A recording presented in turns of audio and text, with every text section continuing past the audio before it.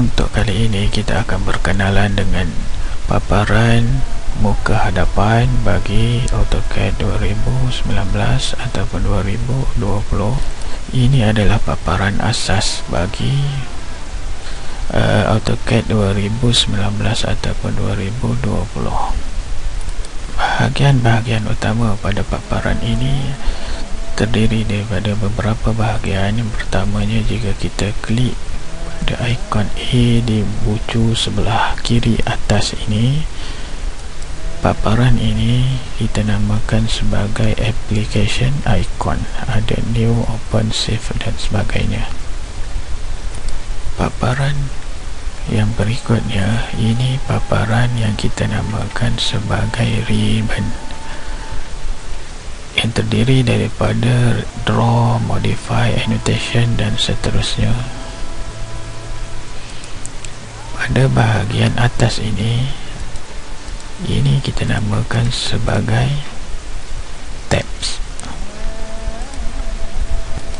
Pada bahagian bawah sebelah kanan ini kita namakan sebagai tab mode, yang terdiri daripada beberapa item yang kita perlu on kan ataupun off kan.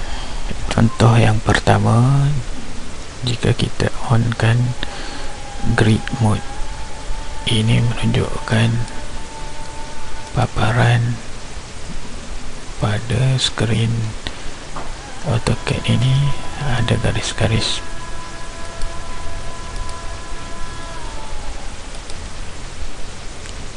Tab yang berikutnya auto mode. Auto mode ni kegunaannya adalah untuk membuat garisan lurus. Saya syorkan untuk di on kan cuma 4 item ini. Yang pertama auto mode, yang kedua object snap tracking, object snap.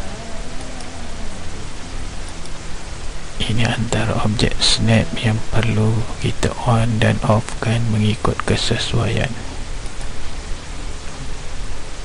Dan show annotation object. 4 item ini sahaja yang saya syorkan untuk di on kan pada satu-satu masa. Untuk asas yang pertama, dalam setiap lukisan yang perlu kita hasilkan, yang pertama kita perlu setkan dahulu adalah saiz kertas yang sepatutnya kita guna pakai. Saiz kertas yang standard adalah bersaiz A3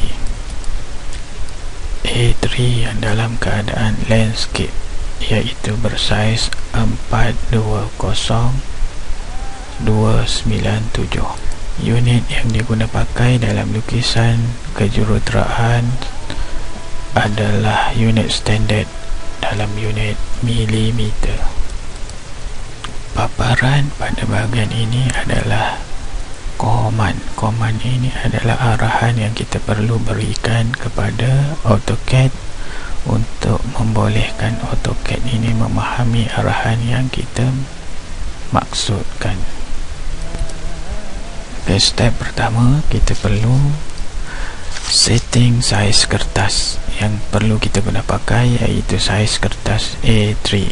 Kita perlu masukkan arahannya adalah limits. Kita cuma perlu type perkataan limit menggunakan keyboard LIMITS dan kita enter pada keyboard. Baca arahannya. Pertama, pada command ini arahannya limit specify lower left corner, maksudnya titik pertama pada bucu sebelah kiri bawah. Masukkan titik pertamanya adalah 0,0, enter. Masukkan titik yang kedua 420,297, enter. Setelah kertas kita disetting, apa yang perlu kita buat, kita perlu zoomkan kertas ataupun saiz yang sepatutnya pada paparan sebenar kita. Untuk zoomkan, kita perlu type Z merujuk kepada zoom, kita tekan enter dan kita klik ataupun type A untuk all center, A, enter. Ini maksudnya saiz kertas yang sebenar mengikut saiz yang telah kita masukkan tadi, 0,0420,297. Itu saja pengenalan untuk kali ini. Moga memberi manfaat kepada semua. Assalamualaikum warahmatullahi wabarakatuh. Sehingga berjumpa lagi pada sesi yang akan datang. Terima kasih.